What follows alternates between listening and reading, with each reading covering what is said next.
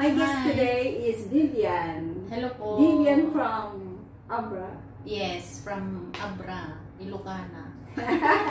Welcome. Yun naman talaga ang marami sa atin dito. Oo. Okay, well anyway, I'm glad that you came on time. I already have here your homework document, so Okay. you can keep it. Okay? Thank you. They give me 2 weeks holiday. But 2 weeks is just nice. Yes, diba? just nice. Ano yeah. lang siya, hindi ka mapapagod. At saka, usually ganun. When you are here, you are like excited to be there. But when you get there after few days, you are missing again Singapore. Diba? Absolutely. Yeah.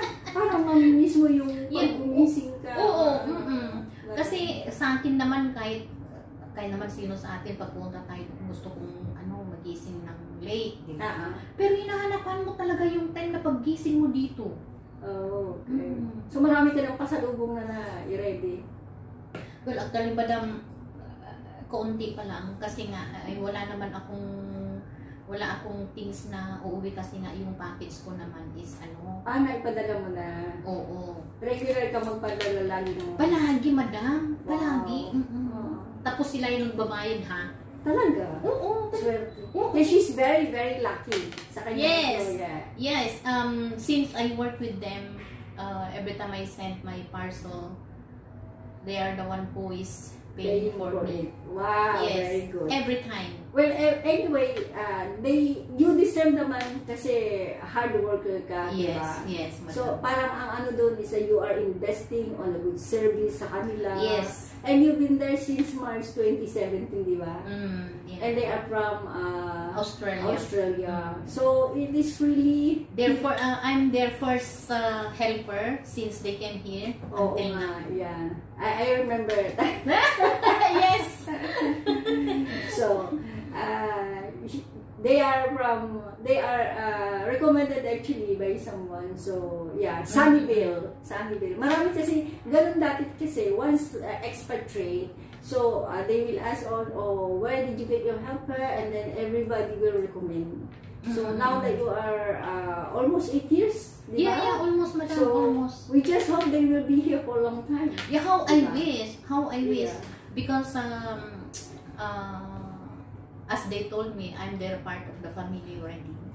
Oh, They told me, yeah, they told me. You know, since... At saka, okay, iba pa rin yung swerte at iba pa rin yung you are working with dedication talaga.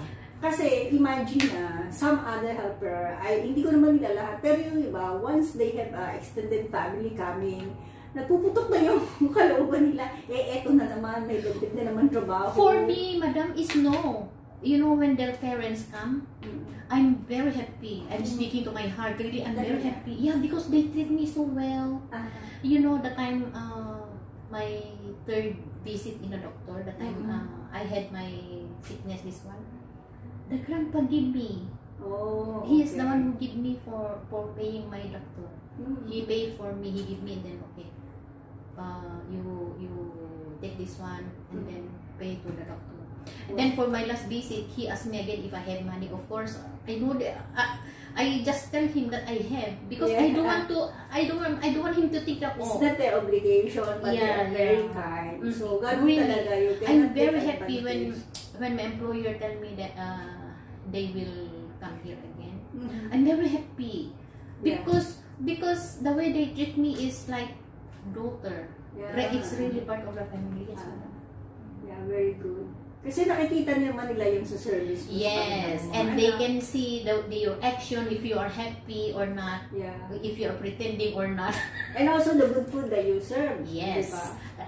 Number one, they like the way I cook. But sometimes it's not all how to say, it's not every time is perfect. Yeah. But if it's not perfect, then they have to tell you, like this, like this, it's and then you learn. Positive feedback. Yes, that is what I want to my employers because since I work with them, they never show me any anger or any set. Yeah. They straightforward tell me. We talk each other. Sa awa ng Diyos, since na nag-work ako sa kanila, 2 two-way. Yes, madam, alam mo, since nag-work ako sa kanila, never pa kaming may misunderstanding talaga. No. Yes. So, communication is number one talaga. Yes, talaga number one yan. Hindi pa kami nag-away ng mga amo ko. Yeah. And most the children, I really love them. They also love me so much. Mm. Actually, Eddie doesn't want me to go back. Talaga? Yes, madam. I told her that I will go home just 2 weeks only. You know what she said? Oh my God, 2 weeks is too long, Vivian. Sinabi They niya talaga miss your yun. cooking, di ba? Yes, Grabe. really. But now I'm teaching her how to Prepare. make up her beds. Like How that. old is he now? 12 years old already. Oh, 12 years old. Last September 20. I teach them how to cook the noodles. Ilan ba sila? Dalawa lang. Okay. Mm-hmm. And big house, di ba? Oo. Three stories.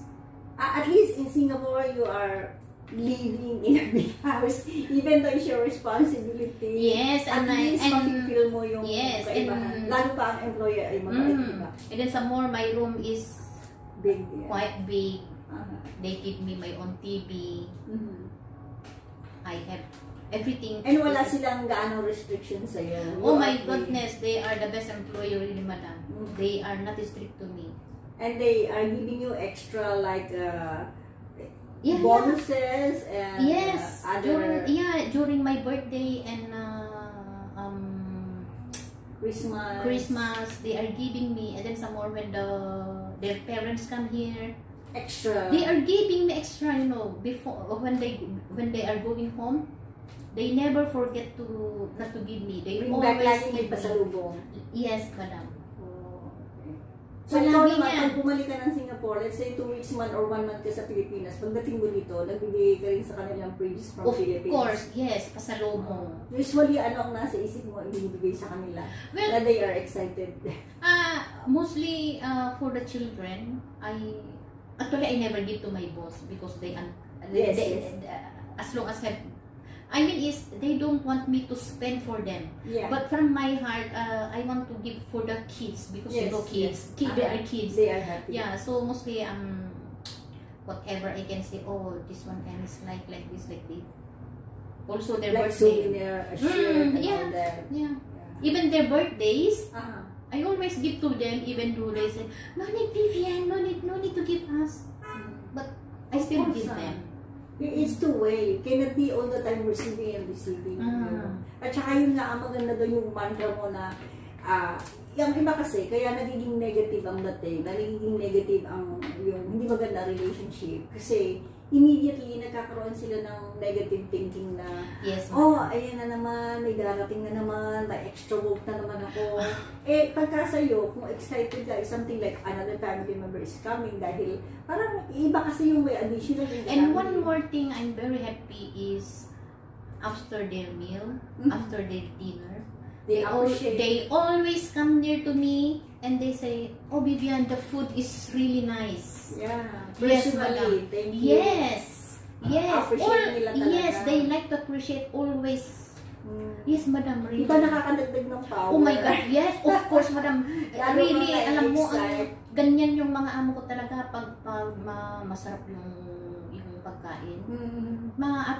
Ang hiling na ma-appreciate talaga, punta sila sa kitchen.